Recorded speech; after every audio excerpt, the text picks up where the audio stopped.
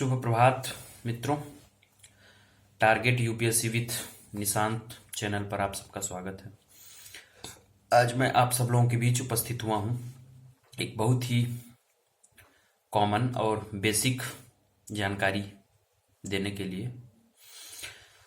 और चूंकि आप सब आईएएस की तैयारी करना चाह रहे हैं या उसके बारे में सोच रहे हैं या कुछ लोग तैयारी शुरू कर चुके हैं, उन उम्मीदवारों को, उन अभ्यर्थियों को मैं आज अपने अनुभव साझा करना चाहूँगा और सलाह देना चाहूँगा कि आपको किन पुस्तकों का चयन करना चाहिए तैयारी के दौरान शुरुआती स्तर पर। तो चलिए बात करते हैं उस पर। सबसे पहले हम बात करेंगे आपके बेस पर। कोई भी अगर भवन बनाया जाता है तो उसकी नींव जो है पहले डाली जाती है, इसके बाद ही भवन बनता है और नींव काफ़ी मजबूत डाली जाती है, क्योंकि नींव पर ही भवन का अस्तित्व निर्भर करता है। तो इसी तरह से यूपीएससी की तैयारी में भी जब आप तैयारी शुरू करें तो आपकी नींव जो है मजबूत होनी चाहिए। तो आप लोगों को लगेगा कि नींव का इससे क्या संबंध है, तो वो नींव, भवन वाली नींव की बात मैं नहीं कर रहा हूं। मैं कह रहा हूं कि आपके नॉलेज का, अंडरस्टैंडिंग का, तो आपकी जो नॉलेज की, बेसिक नॉलेज की नींव हो, वो अगर मजबूत होगी तो आप जो उसमें अपडेट करेंगे उसकी कंसेप्चुअल क्लियरिटी आपकी बहुत बेहतर होगी, अंडरस्टैंडिंग बेहतर होगी, आप अच्छे से बोल पाएंगे, लिख पाएंगे। तो अगर आपको नींव मजबूत करनी है तो सबसे पहले आपको उन पुस्तकों की ओर रुख करना होगा जो आपको बेसिक समझ देंगी किसी भी विषय की, किसी भी मुद्दे की। तो बेसिक के लिए आपको सबसे पहले एनसीईआरटी मैं सुझावित करना चाहूँगा, क्योंकि एनसीईआरटी की जो पुस्तकें हैं वो सुझाव दिया जाता है कि कक्षा 6 से और 12 तक की एनसीईआरटी आपको पढ़ना चाहिए। तो 6 से और 12 की एनसीईआरटी आपको इसलिए पढ़ना चाहिए क्योंकि आप सोचिए कि आप सबसे पहले तैयारी के फील्ड में उतरे, आपको कुछ ज़्यादा पता नहीं है कि भारत की शासन प्रणाली कैसे काम करती है। तो आप 6वीं की जब एनसीईआरटी पढ़ेंगे तो 6वीं के बच्चे के पढ़ने के लिए वो लिखी गई है। तो सरकार कैसे काम करती है बहुत बेसिक तरीके से, उदाहरणों के माध्यम से, चित्रों के माध्यम से, कहानियों के माध्यम से उसमें समझाया गया है। तो बहुत अच्छे से आपको समझ में आएगा। और थोड़ा जब चित्रों के माध्यम से समझाया जाता है, कहानियों के माध्यम से, तो थोड़ा उत्साह भी आता है और अच्छा लगता है, इंटरेस्टिंग लगता है। तो आप पढ़ेंगे, इसके बाद धीरे धीरे क्रमिक रूप से आप पढ़ते जाएंगे। तो 6वीं से 7वीं, 8वीं, 9वीं, 10वीं और 11वीं, 12वीं तक आते आते आपको थोड़ा सा आपके लेवल की चीजें लगने लगेंगी और समझ में भी आने लगेगा, चूंकि आपने बेसिक से शुरू किया 6वीं से। तो आपको 6 से 12 तक की एनसीईआरटी पढ़नी है और एनसीईआरटी नई वाली पढ़नी है, पुरानी वाली तो उपलब्ध भी नहीं है मार्केट में, नई वाली ही है। तो आप एनसीईआरटी खरीद के लाइए सबसे पहले, अगर आप बिगनर हैं तो। और आजकल एनसीईआरटी के बिना आपका सिलेक्शन नामुमकिन सा तो नहीं कर सकते, लेकिन कठिन जरूर है। तो आप एनसीईआरटी, कौन कौन सी पुस्तकें एनसीईआरटी के पढ़ें उसके बारे में हम चलिए बात करते हैं। तो सबसे पहले आप 4 विषयों की एनसीईआरटी की पुस्तक लाइए। यूपीएससी में जो 4 स्तंभ होते हैं जिनसे सबसे ज्यादा सवाल बनते हैं प्री में, मेंस में, उनमें से सबसे पहली सब्जेक्ट है इतिहास। तो आप 6वीं से 12वीं तक की एनसीईआरटी की इतिहास की पुस्तक लाइए। दूसरी है राजनीति विज्ञान, उसकी भी आप कक्षा 6 से 12 तक की एनसीईआरटी की पुस्तकें लाएं। तीसरी है अर्थशास्त्र, उसकी भी आप 6 से 12 तक की लाइए। और अंतिम है भूगोल, चौथी। 6 से 12 तक आप भूगोल की पुस्तकें लाएं। तो कुल लगभग 15-20 पुस्तकें होंगी, जो बहुत पतली पतली पुस्तकें होती हैं, बहुत मोटी नहीं होती हैं। और लगभग एक दिन में एक पुस्तक आप खत्म कर सकते हैं। 6वीं से 10वीं तक की तो एक दिन में एक पुस्तक खत्म कर सकते हैं, बाकियों में अधिक से अधिक 2-2.5 दिन लगेंगे। तो 2 महीने से लेकर 4 महीने तक में आप एनसीईआरटी की सभी पुस्तकें खत्म कर सकते हैं। तो आप सबसे पहले उसको 2 बार 3 बार एनसीईआरटी की सारी पुस्तकों को पढ़ जाइए, इतिहास, भूगोल, राजनीति विज्ञान की और अर्थशास्त्री। जब आप इस किताब को पढ़ लेंगे, इसके बाद आपको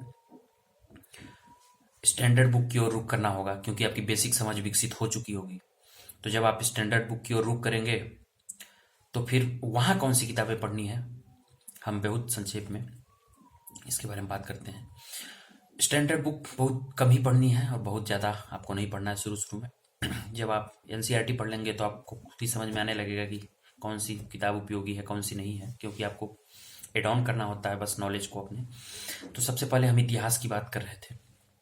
तो इतिहास की एनसीईआरटी आप 6 से 12 तक जब पढ़ लेंगे तो फिर आपको बेसिक बुक पढ़नी है। तो इसी में एक एनसीईआरटी आती है 11वीं की, प्राचीन भारत का इतिहास, मध्यकालीन भारत का इतिहास और आधुनिक भारत का इतिहास। ये पुरानी एनसीईआरटी है, पब्लिकेशन में भी आती है। मैं आपको लेखकों के नाम बता दे रहा हूँ, आप लिख लें और मार्केट से आप परचेज कर सकते हैं। या तो पुरानी एनसीईआरटी मिल जाए या तो उन लेखकों के नाम से जो एनसीईआरटी लिखे हैं वही सेम बुक पब्लिकेशन से प्रकाशित हुई हैं तो वो मिल जाए। तो प्राचीन भारत का इतिहास, इतिहास 3 खंडों में मैंने बताया था पिछले वीडियो में। तो प्राचीन भारत का इतिहास, मध्यकालीन भारत का इतिहास और आधुनिक भारत का इतिहास। तो प्राचीन भारत के इतिहास के लिए राम शरण शर्मा एनसीईआरटी के भी लेखक हैं और अलग से भी पब्लिकेशन में है, तो राम शरण शर्मा की पुस्तक आप ले सकते हैं।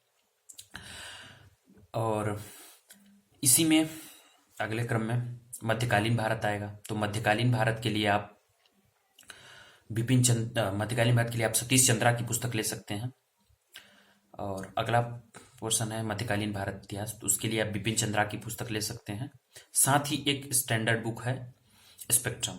तो अगर आप बिपिन चंद्रा पढ़ना चाहते हैं तो स्पेक्ट्रम ना पढ़िए, लेकिन अगर आप स्पेक्ट्रम लेना चाहते हैं तो बिपिन चंद्रा ना भी पढ़ेंगे तो कोई दिक्कत नहीं है, आप स्पेक्ट्रम ले सकते हैं। राजीव अहिर लेखक हैं, पूर्व आईपीएस हैं। मध्यकालीन भारत लगभग उससे कंप्लीटली कवर हो जाता है, तो इतिहास के लिए ये पुस्तकें आप पढ़ सकते हैं। साथ ही इतिहास में ही एक अलग पोर्शन होता है कला और संस्कृति का। तो कला संस्कृति के लिए आपको कक्षा 11वीं की ललित कला की एनसीईआरटी की पुस्तक आती है, हिंदी और अंग्रेजी दोनों में है, आप उसको बाजार से खरीद सकते हैं। और अगर और इनरीच करना हो तो एक नितिन सिंघानिया की आती है कला और संस्कृति की, उसके कुछ सेलेक्टेड चैप्टर्स आप पढ़ सकते हैं।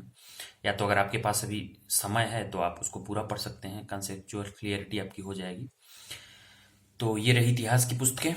अब हम बात करेंगे दूसरे स्तंभ पर, राजनीति विज्ञान।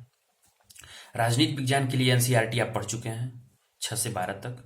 इसके बाद बेसिक बुक राजनीति विज्ञान के लिए यम लक्ष्मीकांत, इंडियन पॉलिटी, भारत की राज्य व्यवस्था। एक ही सिंगल बुक है, उसी को आप पढ़िए, बार बार पढ़िए। तो 11th की 12th की एनसीईआरटी आपको बेस दे देगी। इसके बाद आप लक्ष्मीकांत पढ़ेंगे तो आपको अच्छे से समझ में आएंगी चीज़ें। तो पॉलिटी के लिए लक्ष्मीकांत की पुस्तक आप ले सकते हैं। और पॉलिटी में ही एक सेक्शन आता है इंटरनेशनल रिलेशन। तो इंटरनेशनल रिलेशन के लिए आप अर्जुन देव, इंदिरा अर्जुन देव की एनसीईआरटी की पुस्तक आती है, पब्लिकेशन भी आती है। तो इंदिरा अर्जुन देव की आप ले सकते हैं, वर्ल्ड हिस्ट्री की। तो ये आपका इतिहास की लिस्ट हो गई। अब अगले सीक्वेंस में मैं बात करूंगा ज्योग्राफी की। तो ज्योग्राफी या भूगोल। तो भूगोल के लिए आपको 6वीं से 12वीं तक की एनसीईआरटी पढ़नी है। और अधिकांश टॉपर्स या जितने भी सीरियस एस्पिरेंट होते हैं, सफल कैंडिडेट होते हैं, वो एनसीईआरटी ही सजेस्ट करेंगे भूगोल के लिए।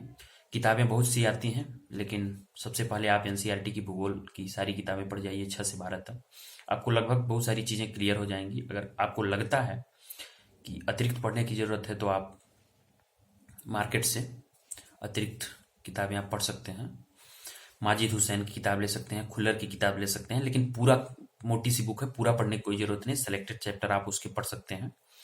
और अगर आपको वहाँ भी दिक्कत हो रही है तो आप यूट्यूब पर कुछ थोड़ी बहुत कॉन्सेप्ट क्लियर करने के लिए कुछ वीडियोज देख सकते हैं। तो कुल मिला के भूगोल के लिए सबसे ज़रूरी चीज़ एनसीईआरटी है, उससे आपकी बहुत सारी चीज़ें कवर हो जाएंगी ऑलमोस्ट एग्जाम के लिए, तो आप वो पढ़ सकते हैं। अगर इंग्लिश मीडियम वाले हैं तो जीसी लियोंग की पुस्तक आती है, आप उसको पढ़ सकते हैं। मस्ट, अगर आप उसको पढ़ लेंगे तो ज़्यादा अच्छा होगा। इंग्लिश में ही आती है, हिंदी में नहीं आती, तो हिंदी मीडियम वालों के लिए एनसीईआरटी ही है। अब हम बात करेंगे अर्थशास्त्र पर, जो अंतिम पिलर है।